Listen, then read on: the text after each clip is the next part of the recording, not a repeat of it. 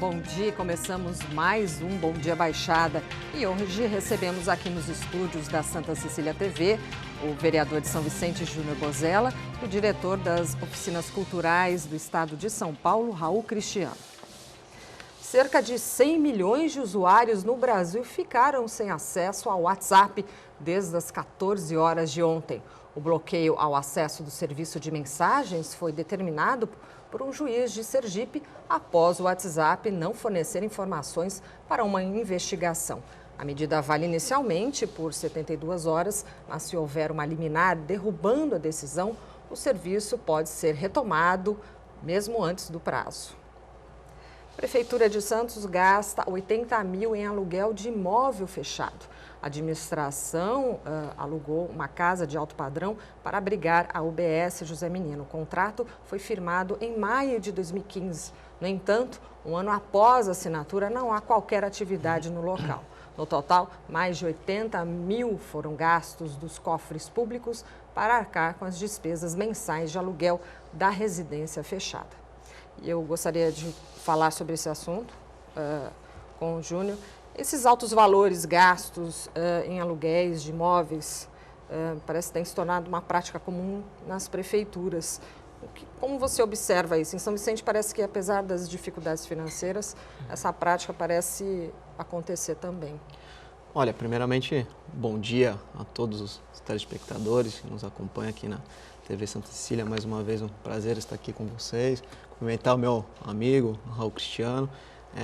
Infelizmente, a gente tem acompanhado algumas irresponsabilidades por parte do poder público municipal em São Vicente. Essa questão de Santos, eu realmente não sei por quais motivos que essa unidade básica de saúde, eventualmente nesse imóvel alugado, não ainda esteja em funcionamento, e se a prefeitura está arcando, né, com essas despesas, se tiver, é um ato muito ruim, porque em um momento de crise econômica, uma crise nacional, quer dizer, o recurso público ele já é sagrado por si só, né? Já existe um contingenciamento, uma necessidade muito grande de você priorizar, né, as despesas públicas, e é muito ruim quando você está ordenando despesa, tendo um custo excessivo, né, com esse recurso que é sagrado da máquina pública para um equipamento que não está em funcionamento. São Vicente, a gente tem notado esses expedientes há alguns anos, né, em diversos governos que têm se sucedido na cidade. Eu entendo que são práticas abusivas, práticas absurdas, a gente tem combatido muito isso na Câmara Municipal, inclusive na última sessão eu apresentei um requerimento justamente cobrando da Prefeitura explicações com relação a todos os imóveis, enfim, prédios, casas que têm contrato com a Prefeitura, até para que a gente tenha conhecimento, né, quem são os proprietários, o valor desses aluguéis. Em São Vicente a gente acompanha exemplo do que está acontecendo agora da rodoviária municipal, enfim, que acabou a Prefeitura sendo despejada do imóvel. A Prefeitura estava com 27 meses de aluguéis atrasados com relação a essa rodoviária, e isso prejudicou sobremaneira a população. Inclusive foi motivo de uma outra comissão que a gente criou lá na Câmara Municipal. Estivemos presentes com diversos membros da comunidade local que estão recebendo essa nova rodoviária por falta de planejamento, impacto negativo, porque a Prefeitura pagava um aluguel muito caro, muito abusivo, num ponto muito ruim estrategicamente falando, e isso fez com que a população agora venha a sofrer com essa falta de responsabilidade. Então, a gente condena muito essas práticas. Acho que qualquer governo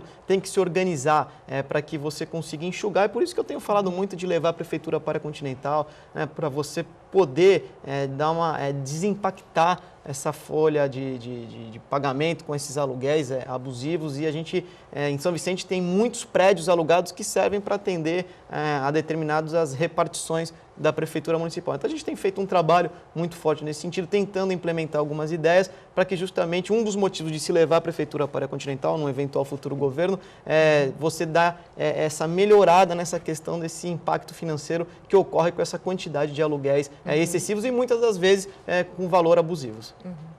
Bom dia, Raul. Bom dia, Vanessa. Você já ocupou diversos cargos, inclusive na Prefeitura, como secretário de Cultura. Você poderia explicar para nós sobre esses altos valores que já são praticados há algum tempo? Olha, o que acontece Bom dia a todos também. O que acontece é um dilema que há em relação à necessidade de se ampliar a prestação de serviços à população e a disponibilidade de equipamentos públicos, ou seja, de casas ou de prédios públicos, porque muitas vezes eles a cidade não foi dimensionada para ter um determinado serviço público por perto. Aí o que acontece? A prefeitura busca identificar naquela região onde há uma reivindicação de um benefício dessa natureza, da saúde, da cultura, etc., não é? E aí as prefeituras enfrentam um problema. Primeiro, que há muitos proprietários que não têm interesse em fazer alocação para o poder público. Em função dessa situação de São Vicente, de alugar e não pagar, ou então dos atrasos recorrentes, ou então de uma série de regras que são importantes que a prefeitura tome. No caso de Santos, eu não conheço a realidade específica desse contrato, mas o que me parece é que quando a prefeitura ou o governo municipal decide implantar um serviço mais próximo da população, ele tem uma etapa a ser cumprida, várias etapas a serem cumpridas. Primeiro, ele localiza o imóvel. Daí ele precisa adequar o imóvel às instalações. Então, eu acho que, e para cada passo desse, é um processo licitatório, é uma contratação, porque você não decide como na locação da sua casa própria ou na compra de um imóvel, não é? Você tem regras da lei de licitações que estabelecem alguns comprometimentos e algumas ações que precisam ser tomadas. Então, por outro lado, eu tenho acompanhado a situação de São Vicente. Recentemente eu fui numa atividade da oficina cultural lá na Vila Valença, em São Vicente. O que se verifica é que a cidade ampliou o serviço, mas parece que não há planejamento, né? Tem instalações por todos os lados, por exemplo, a oficina cultural eu vejo como uma bela iniciativa, mas às vezes o município não tem como arcar com isso e eu acho que é fundamental esse trabalho que o vereador está destacando, de acompanhar pela Câmara. A Câmara é o maior fiscal da população. Certo. Júnior, agora falando sobre o WhatsApp, essa decisão do juiz, muitos julgaram como desproporcional. Milhares, centenas de brasileiros utilizam o serviço. O que você achou? Olha, eu acho que o meu amigo Raul Cristiano deve estar sofrendo um pouco, porque ele é um usuário contumaz, né, do WhatsApp. Todos nós, inclusive, viramos, de certa forma, refém da tecnologia, enfim, ela vem de forma galopante, né, cada vez mais nos transformando em reféns dessas ferramentas. É muito ruim, porque você pega uma decisão de um juiz lá do estado do Sergipe, salvo engano, pelo que eu acompanhei na notícia, enfim, por causa de uma decisão, enfim, de uma investigação junto à Polícia Federal, quer dizer, sobre o tráfico de drogas, você acaba prejudicando quase que 100 milhões de usuários brasileiros, que hoje o WhatsApp ele não ele é uma ferramenta de trabalho, quer dizer, então assim, o Brasil ele acaba adotando uma prática que a gente está acostumado a ver na Coreia do Norte, na China, no Irã, quer dizer, você está proibindo o direito de comunicação, direito de expressão das pessoas, isso é previsto na Constituição, quer dizer, então é algo muito ruim, e quando as pessoas perdem esse direito, elas começam a sentir na pele realmente o quanto prejudica no seu dia a dia. Hoje o WhatsApp ele é muito usado como ferramenta de trabalho, né? Quantas empresas, quantos grupos que são criados, né, no nosso smartphone, enfim, quer dizer, que a gente consegue se comunicar, facilitar o nosso dia a dia. Então, é algo muito negativo. Infelizmente, espero que a Justiça possa rever isso o quanto antes, até para que o meu amigo Raul Cristiano não fique tão nervoso como ele está agora. Bom, eu não pude avisar que estaria aqui no programa hoje, né? A dificuldade. Mas com toda certeza. Não né? é a primeira vez que isso acontece no Brasil. Já houve um bloqueio anterior. O Poder Judiciário alega que a empresa deve cumprir uma determinação judicial passando as informações, e a empresa, o WhatsApp, alegou que... Inclusive foi o mesmo juiz que determinou, enfim... Eu acho que ele não gosta do WhatsApp. Que há 6 meses atrás tomou essa atitude. Provavelmente. Não deve usar, né? Olha, eu não sou uma agulha no palheiro, sabe? Eu sou achável, né? Encontrável, então eu já, para não ter problema com o WhatsApp, eu estou em todas as redes, né? Já participo em todas. Eu estou no Twitter, no Facebook, no Instagram. Estive lá atrás no Orkut por muitos anos. Messenger, Instagram, tem que usar Messenger agora. Então eu estou em todos, já a minha conta do Telegram, muitas vezes, você está no Telegram. Telegram. Já estava. Já estava inteiramente, né? Mas você acha então que Olha, é muito ruim. A gente acaba, lógico, é uma decisão judicial. Sim, Evidentemente, a gente espera que antes dessas 72 horas Mas eu acho que a foi um justiça pouco pode... exagerado. É lógico, né? é uma atitude exagerada. Você pega um ato isolado, quer dizer, de uma cidade do interior, enfim. E inclusive, esse juiz foi o mesmo que tomou essa decisão alguns meses atrás, que ele prendeu o vice-presidente do Facebook, mandou prender o vice-presidente do Facebook no Brasil, que ficou 24 horas preso, porque tinha violado, enfim, a decisão, porque há uma exigência para que o Facebook, que é o dono do WhatsApp, agora possa liberar as informações do WhatsApp. E o Facebook, o próprio WhatsApp, eles dizem que não tem como, eles não têm acesso a essas informações. Então, há uma exigência por parte do juiz, mas, de certa forma, você vê o caos que se transformou o país. As pessoas têm dificuldade de se comunicar. Imaginar, Raul, que alguns anos atrás, a gente vivia todo mundo tranquilamente. Né? Imagine você hoje, a gente tinha o BlackBerry, né? Que era o Nextel, enfim, e todo mundo achava aquilo algo extremamente inovador. Hoje, se você trocar o seu smartphone por um BlackBerry, você não consegue praticamente trabalhar nos dias de hoje. Então, você vê como a tecnologia, a evolução, ela vem muito rápido, de uma forma muito rápida, e as pessoas vão se transformando em reféns mesmo. E essas 72 horas irá prejudicar, eu acho que o desenvolvimento econômico e comercial de muitas empresas no nosso país. Tem que usar o telefone, Raul. Tem que pegar o telefone e olha, voltar eu gostei ao muito. caminho Eu gostei anterior. muito do advento das redes sociais, né? Sim. Porque pelo menos meus filhos diminuíram a conta telefônica. Isso é uma né? vantagem. Você gasta um pouco mais no Wi-Fi, Sim. né? Mas as contas telefônicas diminuíram. A Vivo que não fica muito feliz. Mas engraçado, a gente acaba notando que a gente não usa mais, não se conversa mais com as pessoas ao telefone. Não pega mais o telefone. E ontem foi um exemplo disso. Quantas ligações que eu acabei tendo que fazer, mas o WhatsApp ele dá essa dinâmica, a gente consegue se comunicar de uma forma muito mais rápida daquilo que a gente falou agora há pouco. Perfeito, obrigada, Júnior.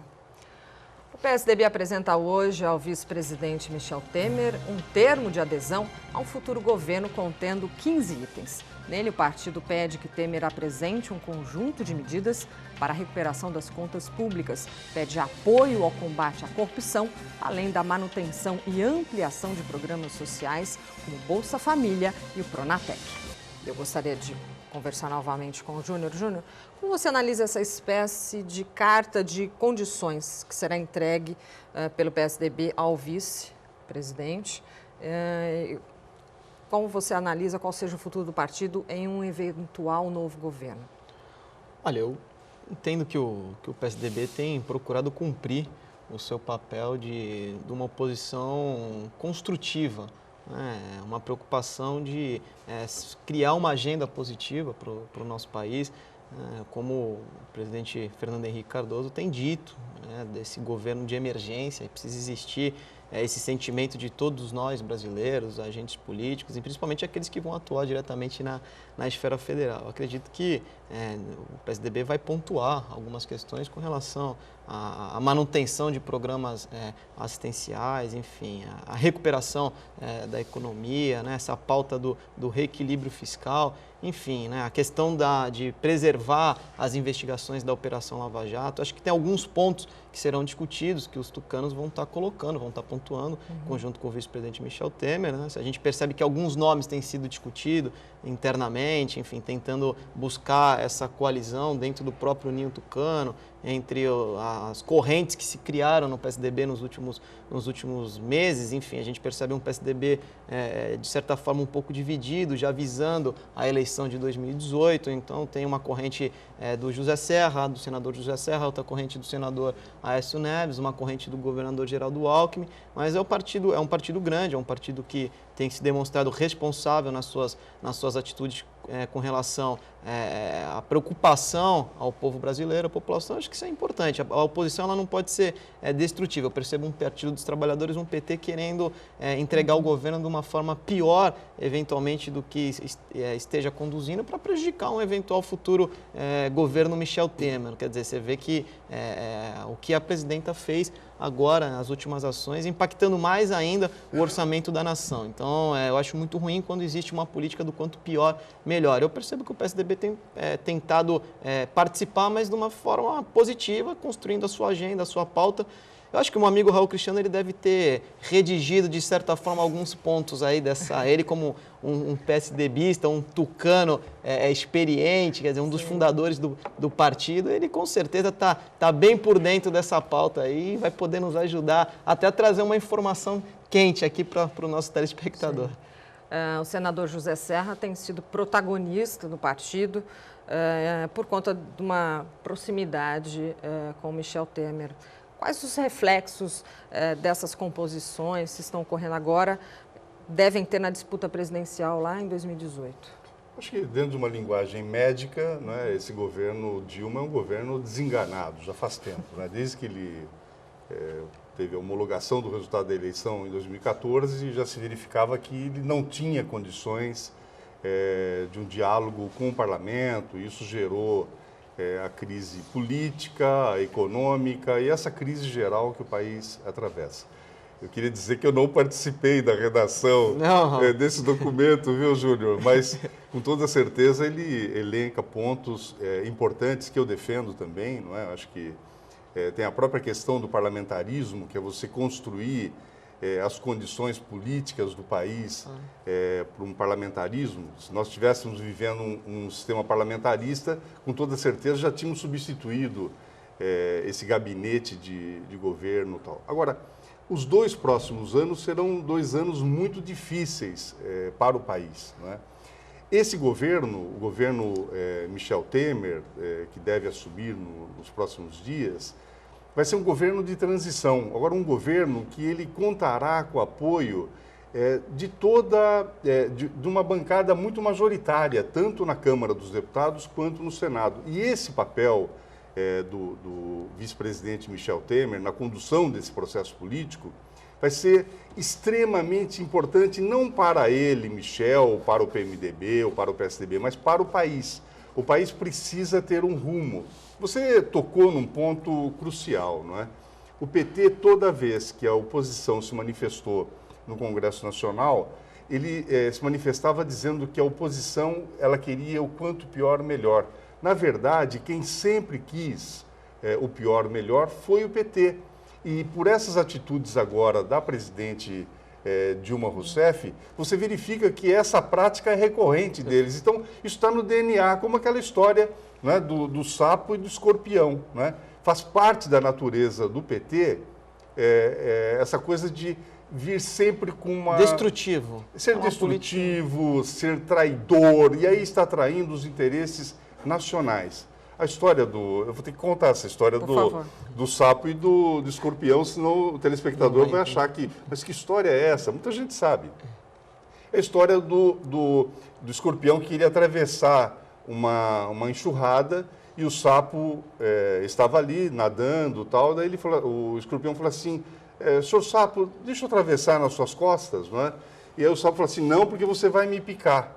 Ele falou assim, não vou picar, eu preciso atravessar do outro lado, senão eu vou acabar morrendo aqui, me ajuda, tal. O sapo acabou convencido e deixou o escorpião atravessar nas costas dele. E no meio da travessia, o escorpião deu-lhe uma ferroada, não é? E aí o sapo falou, você prometeu, eu falei assim, mas é da minha natureza. Então a natureza do PT é trabalhar sempre o quanto pior, melhor. Perfeito.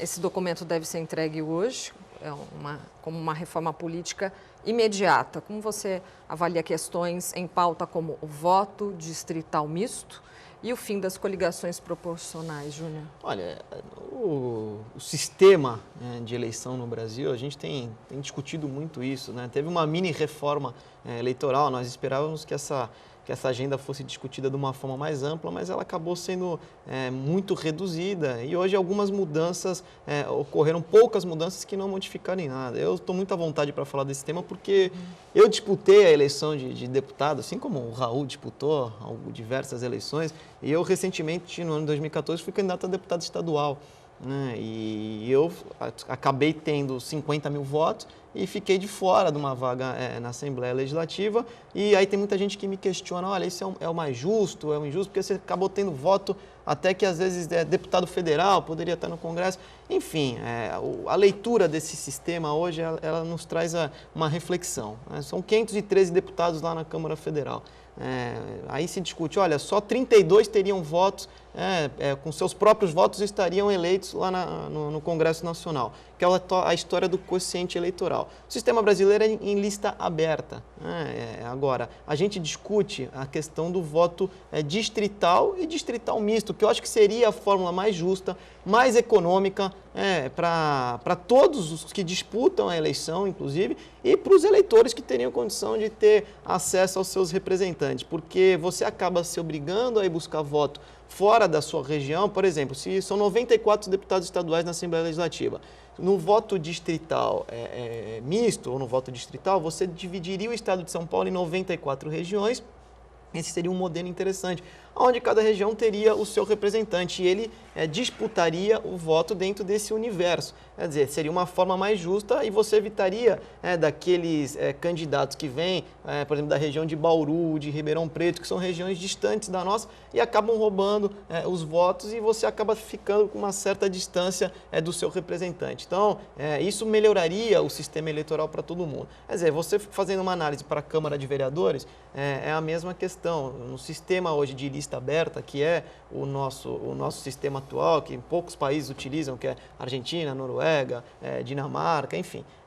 O Brasil, ele, de formas variáveis, mas o Brasil ele utiliza esse sistema. Uns falam que é justo, uns falam que é melhor, mas essa questão quando você compara, olha, você teriam 32 deputados apenas eleitos com esses votos do quociente eleitoral. Nas câmaras municipais, nesse sistema de coligação, seria mais complicado porque não existe nenhum vereador eleito com seus próprios votos, dos 126 vereadores que hoje nós temos na região da Baixada. Em Santos, apenas a deputada Thelma de Souza, a ex-deputada Thelma, que conseguiu, nos últimos 15 anos, se eleger com os votos necessários que o coeficiente eleitoral exige. Para o telespectador entender, coeficiente eleitoral, você pega o número de votos válidos e você divide pelo número de cadeiras na Câmara Municipal. Você chega a uma conta, por exemplo, em Santos, na última eleição, foi de 11.300 votos. Então, não teve nenhum vereador que teve 11.300 votos. Então, é a soma de candidatos, né, daquela coligação para que se atinja o coeficiente eleitoral e você consiga fazer uma vaga. Uma coisa que é importante,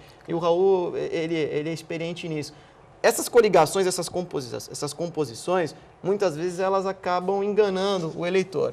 Por quê? Às vezes um candidato que recebeu lá naquela coligação 50 votos, acaba sendo os votos que faltavam para completar o quociente eleitoral. Então, esses 50 votos, às vezes, é o que ajuda a eleger aquele um vereador que, eventualmente, não seria o melhor representante que a população gostaria de ter no parlamento. Perfeito. Obrigada, Júnior.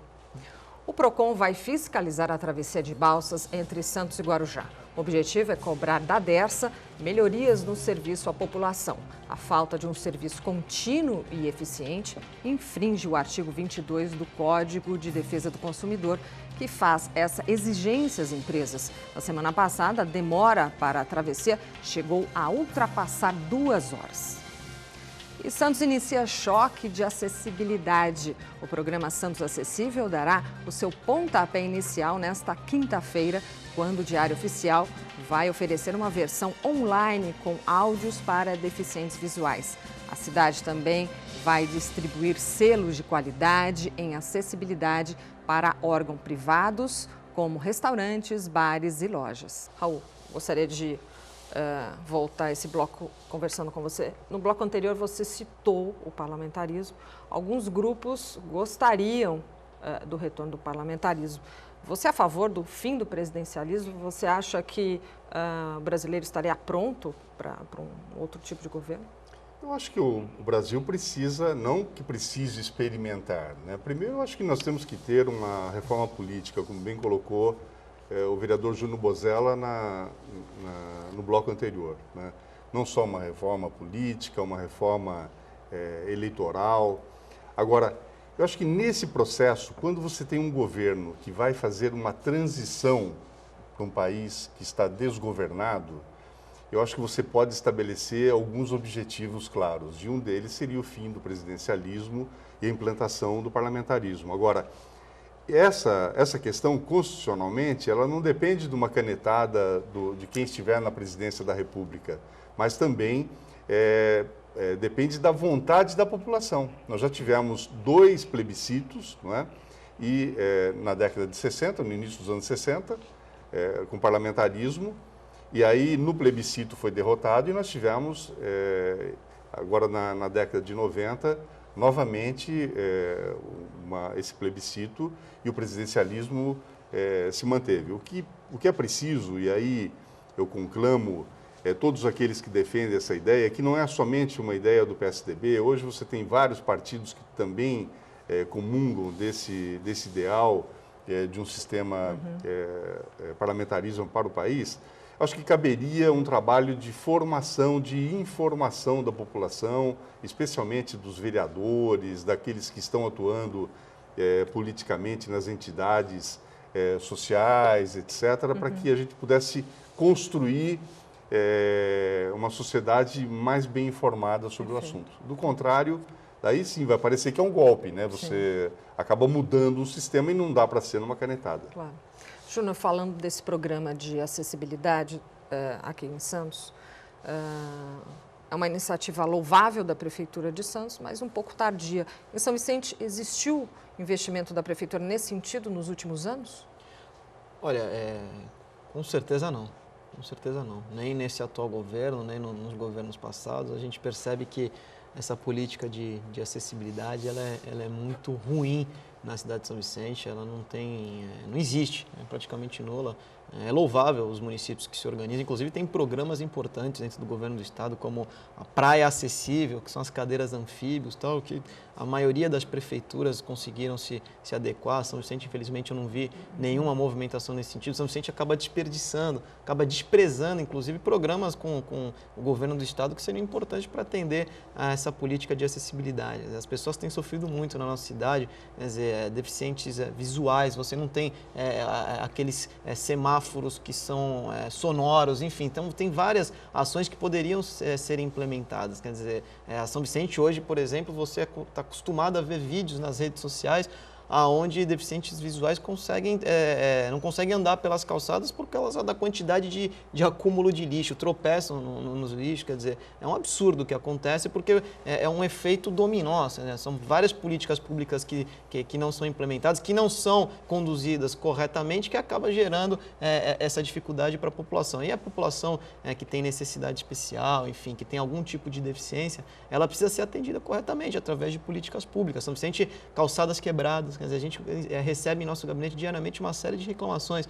Quer dizer, existe lei municipal, enfim, que você possa exigir do proprietário para que ele arrume a sua calçada, enfim, mas assim, não adianta a gente lá na Câmara construir, fazer, né, criar as leis e absolutamente a Prefeitura não conseguir fiscalizar, implementar as políticas públicas de acordo com as leis estabelecidas. Então é necessário que se tenha uma nova roupagem, né? Eu acredito que talvez um novo governo, com pessoas sérias, responsáveis, a gente tem discutido muito, tem muitos amigos que são pré-candidatos, a gente tem estimulado pessoas com necessidades especiais, com deficiência, para serem pré-candidatos a vereador, justamente para que levante essa bandeira, defenda essa causa. No nosso grupo, inclusive, tem uma amiga minha, a Edna, ela é cadeirante, quer dizer, então ela defende muito essas questões, esses temas, e a gente precisa, paulatinamente, né, da forma como possível for, cabendo no orçamento público municipal, implementar políticas corretas, quer dizer, rampa de acesso. Não adianta você apenas, através das novas obras estruturantes que a cidade eventualmente venha a receber, você preparar essas obras com acessibilidade. Você tem que criar uma política que atenda a cidade como um todo, todos os bairros, né, do Itararé ao Humaitá. Então, existem muitas calçadas quebradas, poucas rampas de acesso. Então, as políticas públicas de acessibilidade, hoje em São Vicente, elas são nulas. Uhum.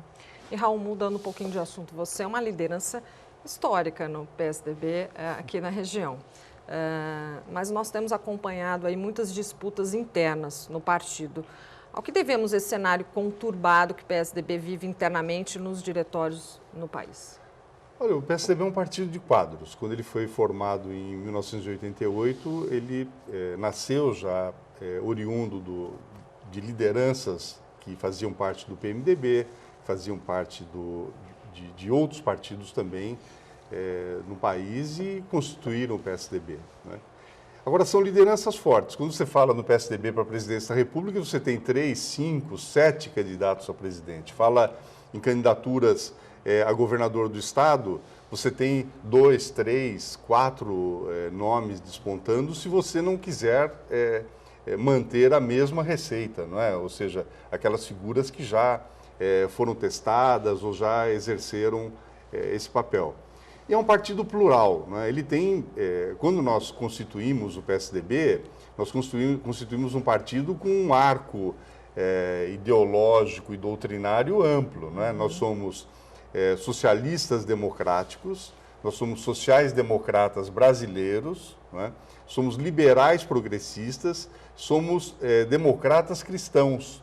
Então, quando o PSDB se formou, já se formou pensando nesse leque. Então, hoje você vê, inclusive circula nos jornais, que cada uma das 3 lideranças maiores do PSDB, o José Serra, Geraldo Alckmin e o Aécio Neves, gostariam de ter um representante no governo. Eu acho que essa questão são especulações dos jornais, não é?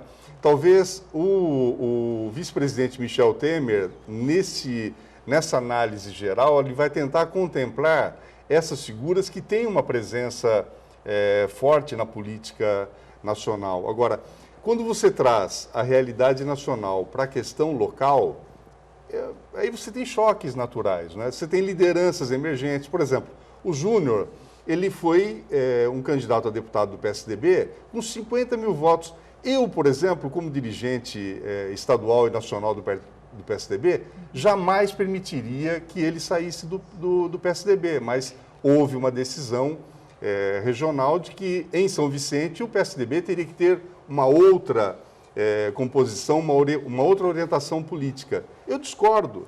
Acho que nós temos que valorizar as lideranças emergentes, não é? Então, acho que esse aspecto peca no PSDB. Não é? Eu acho que há algumas pessoas que estão muito mais preocupadas em serem dirigentes do partido do que apresentarem como alternativa. E, às vezes, isso inibe o próprio crescimento do PSDB, que poderia, com toda certeza, fazer os 9 prefeitos da região da Baixada Santista, como eu acredito que fará a maior parte deles. Perfeito. Júnior, nacionalmente falando, hoje temos no PSDB pelo menos 3 nomes em potencial que disputam entre si a oportunidade de concorrerem à presidência do Brasil em 2018.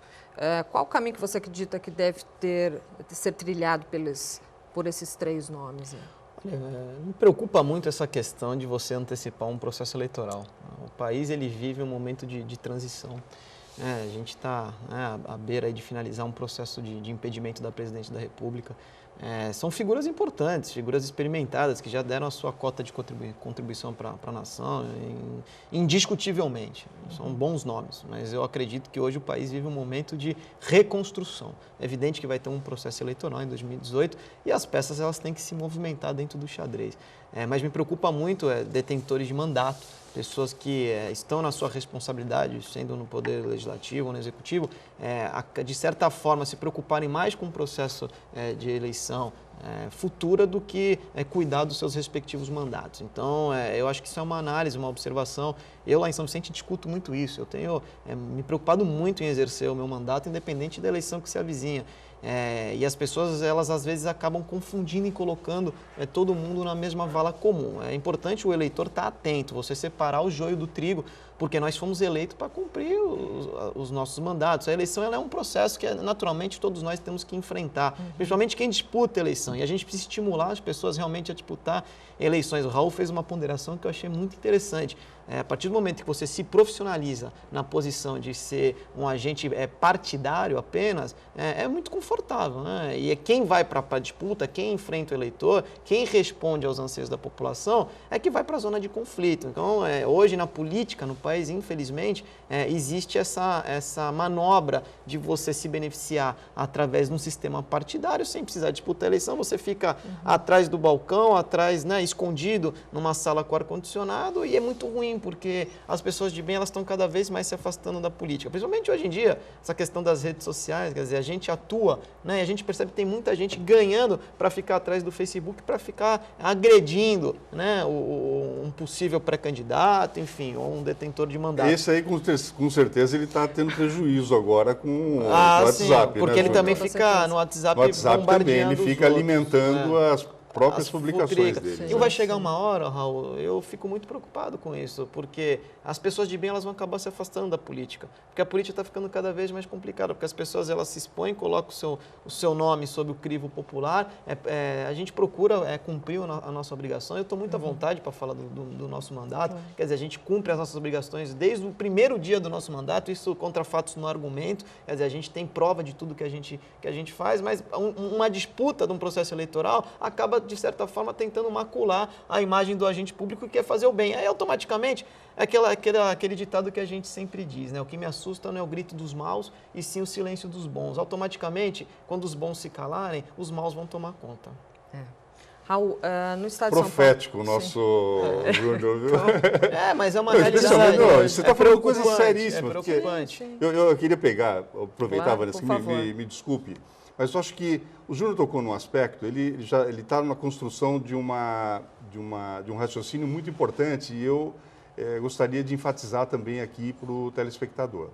Eu acho o seguinte, não é uma frase de efeito só, não é? Mas há aquela questão que o estadista ele deve pensar sempre nas próximas gerações e não nas próximas eleições. Perfeito. Acho que esse é um dado extremamente importante. Agora, o que me preocupa é o afastamento dessas pessoas de bem, como o Júnior bem colocou, em relação à atividade política, ou seja, generalizar a classe política como se ninguém prestasse, etc. e tal. Eu queria só fazer um alerta e uma reflexão a todos vocês. As eleições deste ano, elas vão configurar na disputa mais difícil da história do Brasil, né? Porque ela acontece num outro modelo, as campanhas serão menores, os recursos não serão os mesmos de outras campanhas, você vai ter uma restrição maior na captação de recursos, então vai valer muito a presença do candidato na vida das pessoas, a inserção dele na atividade na sociedade. Então, por exemplo, um vereador atuante como o Júnior Bozella é um vereador que traz uma bagagem de informações e de trabalhos feitos que com certeza terão substância na hora do diálogo com a sociedade. Agora, nós vamos ter as campanhas, as convenções que sempre aconteceram no mês de junho, elas acontecerão no mês de julho. Este ano, elas aconteceram no mês de julho e as candidaturas serão homologadas até 15 de agosto. E a campanha só vai poder começar em 16 de agosto e terá 45 dias, de 16 de agosto a 30 de setembro. Portanto, em pleno processo de discussão do impeachment, da sociedade agoniada, rejeitando a classe política, então vai ser muito difícil pedir voto para prefeito, vice-prefeito, vereadores nas eleições. Por isso é muito importante começar a identificar já quem tem uma folha de serviço prestados para a sua cidade. Rapidamente, eu queria saber do Raul, Júnior, o que ele achou dessa mudança eleitoral? Você achou bom? Você achou que vai prejudicar o candidato? Eu acho que os candidatos, aqueles que estavam acostumados a muitos recursos, não é? Eles com certeza, eles ainda terão as suas formas de fazer campanha. Uhum. Eu acho que esse processo eleitoral ele vai legalizar o Caixa 2, porque tem algumas figuras que não conseguem ter um compromisso olho no olho com a sociedade e com o eleitor. Ele vai ter dificuldade, porque o diálogo dele é na base da compra do voto, né? De alguma forma ele vai comprar o voto. Agora, então esse aspecto eu acho que é um aspecto positivo, valoriza quem tem trabalho. Agora, como é que você vai mostrar a sua atuação se você não tiver campanha, se você não tiver lideranças agregadas? Tal? Eu sou de um tempo que fazia campanhas políticas na base da cara, da coragem, da militância, do voluntariado. Hoje, você cumprimenta o sujeito, ele fala, olha, R$15, sabe? O sujeito quer cobrar até o cumprimento, sabe? Ou então você não pode entrar numa área que é um território de alguém. Então, acho que nós temos que mudar isso. Então, essa campanha vai ser um teste de sobrevivência para a classe política brasileira. Rapidamente, que a gente vai para o intervalo, você queria complementar com alguma coisa? Não, era em cima do que o Raul falou, a preocupação das pessoas estarem com mau humor perante a classe política, isso é muito ruim, porque isso vai exteriorizando, vai se alastrando e automaticamente as pessoas sentem aquele movimento de repudiar o político e quer votar em branco ou votar em nulo como se isso fosse resolver alguma coisa. E tem que deixar claro para o telespectador, para o eleitor, alguém vai ganhar a eleição. Não adianta votar em branco ou nulo, porque você, queira ou não queira, estará representado durante os próximos 4 anos. Então é melhor você escolher, ter a oportunidade de ouvir, né? E que você também amanhã você pague por ação, não por omissão. A omissão vai te possibilitar ser representado por alguém que você não queria de jeito nenhum, mas você não votou numa outra pessoa que pudesse tirar essa que eventualmente esteja lá te representando. Tá ótimo. Obrigada, Júnior.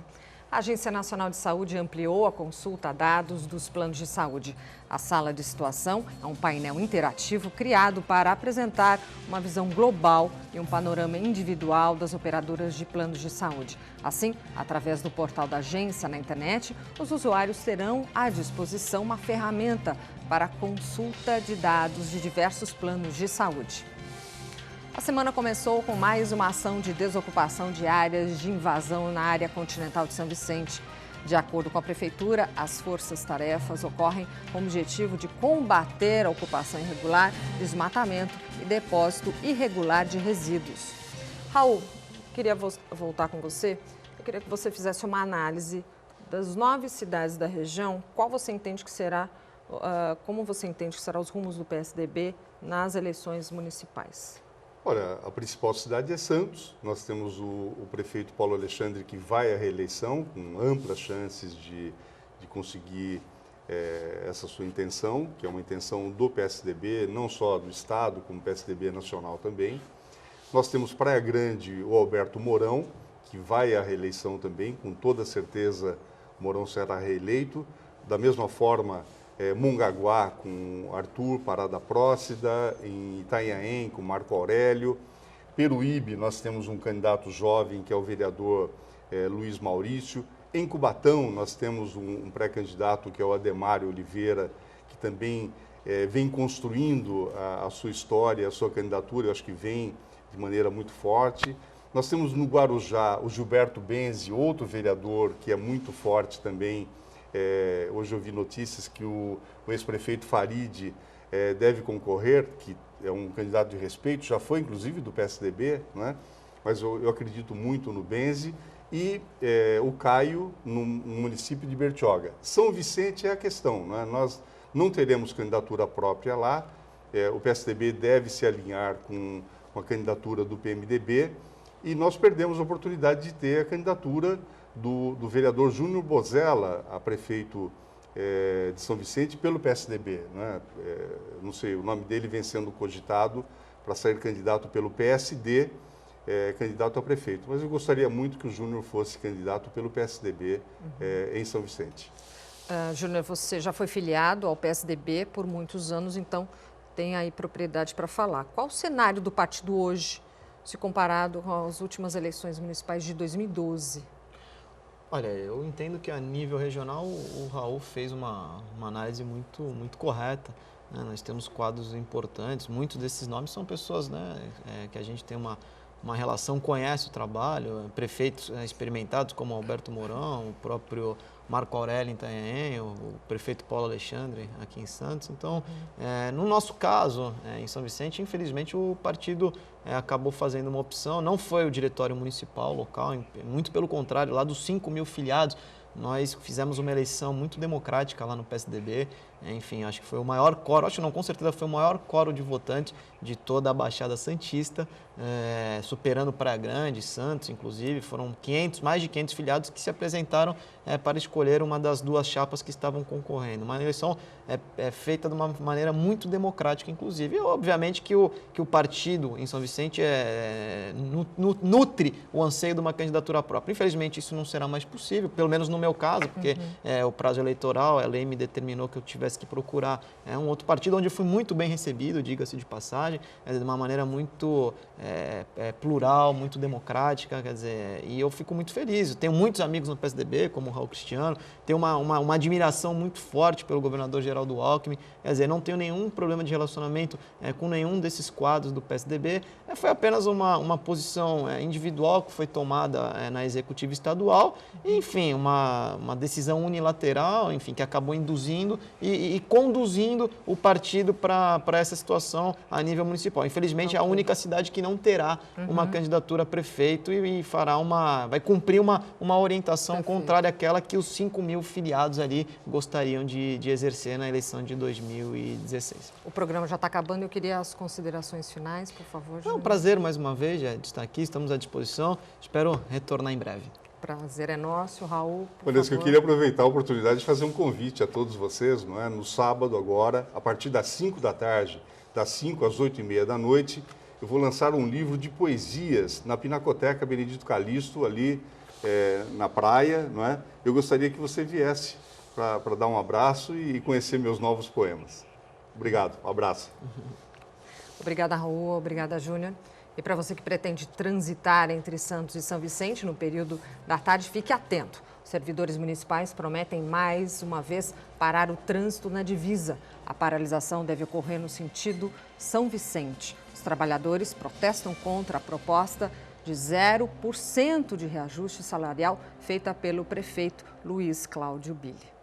Gostaria de agradecer aos nossos convidados pela presença de hoje. Para todos, um bom dia e até amanhã.